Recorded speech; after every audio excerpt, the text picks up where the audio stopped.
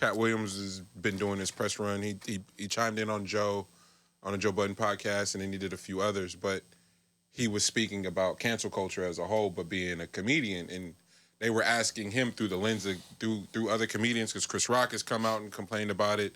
All of them are just like, yo, we can't say anything. And Cat was like, come on, fam. Like, you guys are being ridiculous. Like, evolution, the advancement of language, and like, hey, these words are off limits.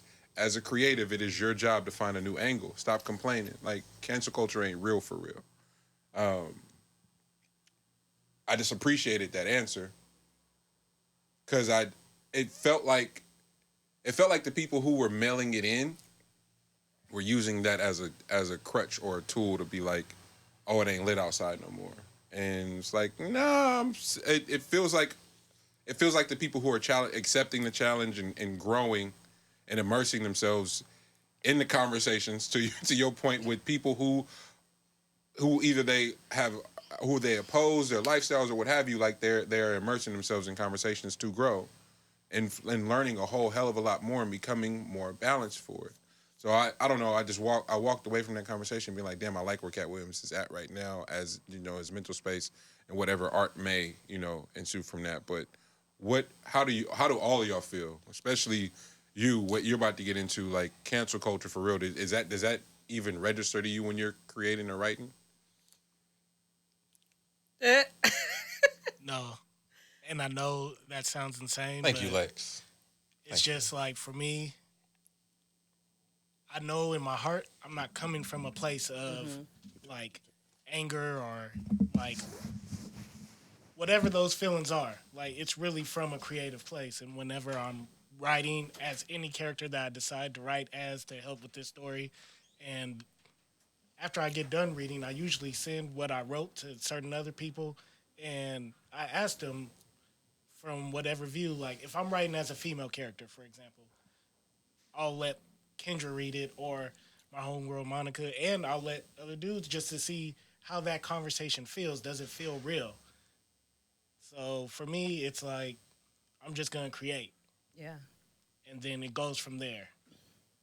And I feel like whenever you create anything, you're supposed to feel something from it. Mm-hmm. So if everybody's just always worried about getting canceled, then what are you creating that's going to actually help affect people? Because growing up, for me, there were certain things I watched, and it affected me a certain way. And if they were scared of cancel culture, they wouldn't make that same thing. As far as like a movie like Kids, for example. That movie... That was wild. Yeah, it fucked me up. It was wild. Not a chance that I was about to make. But yeah, so that's for me. Do you feel that way now because you have been creating for a certain amount of time, or have you been that way since the inception of you being a creator? For me, it's always been like that. Okay. Like, and I have conversations with other people who create, and they're like, nah, you can't just think like that. You shouldn't be thinking that you should just create freely. And I was like, those two things to me are an oxymoron. You can't create freely. Like, how does that sound? It don't sound right to me. Creating freely. Yeah. Like, one of my close friends who also wants to be a creator, but he's been in this hard mind block on creating. And the one thing he keeps telling me is, nah, you shouldn't feel like you can create freely. I said, that's probably the reason why you're not creating anything right now. It's because you feel like there's all these rules and restrictions on what the people are telling you that you can create and not create. Yeah, you got to be able to play first before you start looking at the rule book. Like, man, why the fuck are you looking at the rule book already? I think that has something to do with like your self-growth, though. Because speaking personally, as someone who, I didn't start doing anything creative, which the first thing was my pod. Literally, I hit a year in March. And Nah, real shit. We know the statistics, so I was going to lead with that, but for real. But it's, as I'm growing as a person, part of my personal journey is getting to a point of unprogramming. And part of that programming is to stop caring so much about how other people think and feel. So, like, I agree absolutely what you're saying, but I also know personally I'm in a space where I'm I'm actively working on trying to get there. Because the other part, for me personally, in my experience, is like, we talk about, like, I'm the daughter of a pastor, and my whole family is in church. And so growing up the entire time, there was this huge emphasis on don't do some shit publicly that's going to disrespect the nation name. And I remember when my sister did something one time, my parents literally made her go apologize to, like, my grandparents and my uncle, some shit that didn't have nothing to do with them. And so there's this program inside my brain of, like, you have to care so much about how everybody else perceives you. And so much of this work that I've been doing on myself, but also through the pod, like, at this point now, I can release an episode and not care. For the first 6 episodes, I had anxiety. Like, I couldn't sleep.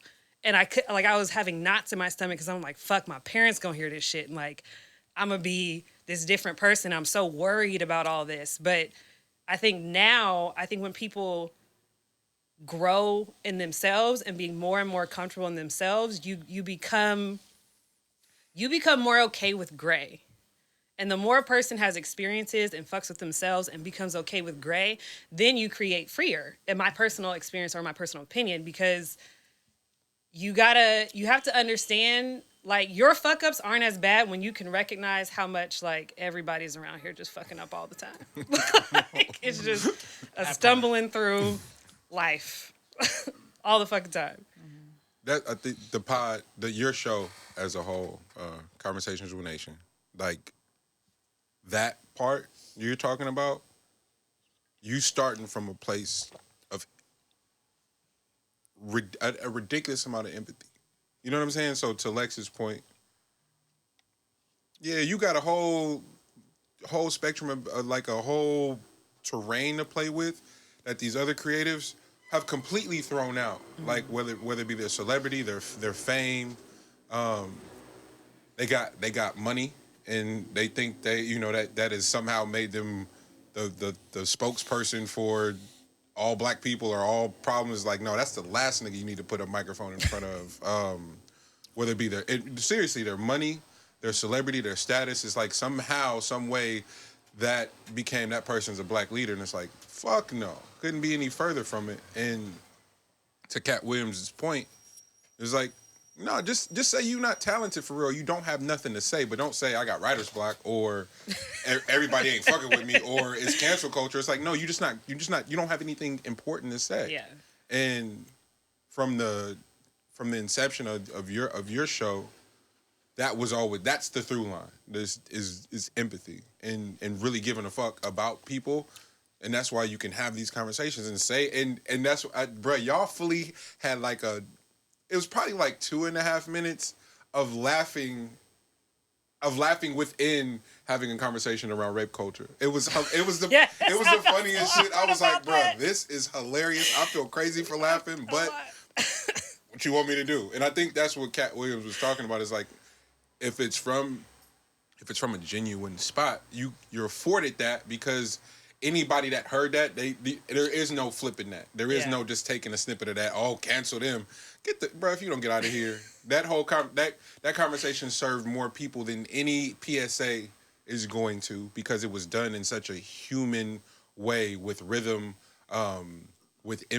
loaded with information. Like that, it just doesn't happen. You know, it's a new podcast started a few thousand of them started every day that aren't gonna make it past whatever, that aren't leading with that. You know what I'm saying? So thank you for unlocking that, bro. Asking a girl in the club, did you suck the dick or not, was the funniest shit on that episode. I was like, this is out of pocket. Like, bro, y'all was talking crazy. This is hella out of pocket. I was like, it's real though. As a creator, how you? Well, I know what is. I'm interested to get your response, because you already operating from a space of not giving a fuck. This nigga fully told OG that, hey fam, we recording up here. What y'all recording? Nigga, we might rap today. We might do anything, but you gotta turn that down. Hey man, take that shit down the block. You ain't gotta turn it down. Just go down the block, my man. Vibe out. But I mean, yeah, that's naturally my mentality anyway. But I could tell you, like, the most freeing thing for me was going to jail. Like, it don't get more freer than that for me. Like, that once that happened, it was more so like, shit. it ain't nothing else I can like be, you know, I can't be perfect now. Like the perfect shit is off the table. You feel me? So like when that took place, that was like a freeing thing for me. So, huh? So Yo got the funniest jail story in life, my nigga. That's my Kev worst fear, nigga. Skinny jeans and fucking Yeezys on. I don't want to get busted that way. I'm sorry. Hey, they kidnapped me like it was a trafficking deal, bro. Like they came with the van on my ass. Like, man, come here. Now they did like a siege of like all of East Oakland basically. So I got wrapped up in the whole underground shit that was going on that they figured I was a part of. But anyways. But yeah, just going in there and like the first thing I was thinking about was like, okay, shit, once my parents know this, then they basically know everything about me. So I can say and do whatever the fuck I want to do in the open now, because I've gotten that part off of me. Like that part is off of my shoulders. Of like I'm the firstborn, you know, so I naturally, and the next one was, you know, 5.5 years younger than me, so, and I have, you know, hella siblings, so it's a matter of, at that point, being a father type figure to the rest of the siblings, you live with a certain level of a chip on your shoulder on just being perfect, you know, doing everything perfect, doing everything first, you know, guiding the way and stuff like that, direction and stuff like that, you know, all that stuff is coming into play. So when that took place, it was just like, shit, well, I'm not perfect, you know what I mean? And that was the first time that I was able to just like excel and be like, I bet now I could fully be myself, you know, because I've been doing all my shit.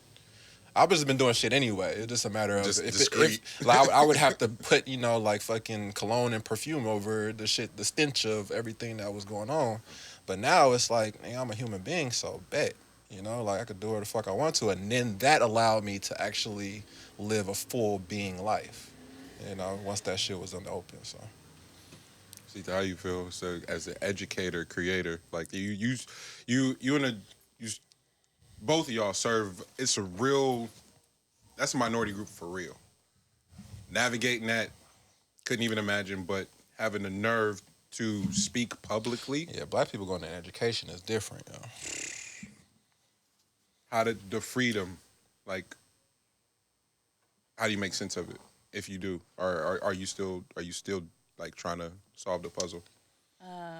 So I navigate the education in a very free mind space. I really don't give a fuck about education as a whole. Honestly, I'm in the process of writing my diss right now, my dissertation, and my whole dissertation is on how to like debunk the educational system. So dope. So it's interesting, like, and I also walk in a lot of privilege because, like I've shared on the pod before, like I was an immigrant to this country, you know what I mean? Like I graduated high school with a 1.2, only went to college because I was finna get deported. Like, you know, it wasn't like, oh, I was finna go, and then found out that motherfuckers took me, I couldn't, so now I did. And that's why I got into the space that I did. And then once I got comfortable, I became a dean at 26. Come on. You know, like, so when you imagine putting a young 26 immigrant ghetto black chick in a meeting with these, you know, like VPs and like board and trustee members, you know, it's, I walk into my meeting with my Yeezys on and my grill in my mouth. That's damn near double your age. Yeah, like double. It's like they what? Yeah. They old. Yeah. With a scarf on sometimes. Yes. She said like I literally walk. I walked girl. into my office with a grill and with all diamonds in my bottoms and some 12s on, and talk my shit. I'm so proud right now. I'm so proud. So it's like that's how I navigate the world, though. Yeah. You know, I think I will put. And it's not that I don't respect my job. I respect my job fully. I appreciate it, but I will put more into my physical appearance probably coming here before I come there because y'all expect something of me. Wow. So it's to show you that let me fit your criteria in your head, right? Of having my grill, my teeth, in my mouth. But let me also tell you that I'm more educated than you. Let me put my letters on the table. Well, what you got? That's her motivation. Yeah, like because you have to learn. I was thinking about this the other day about how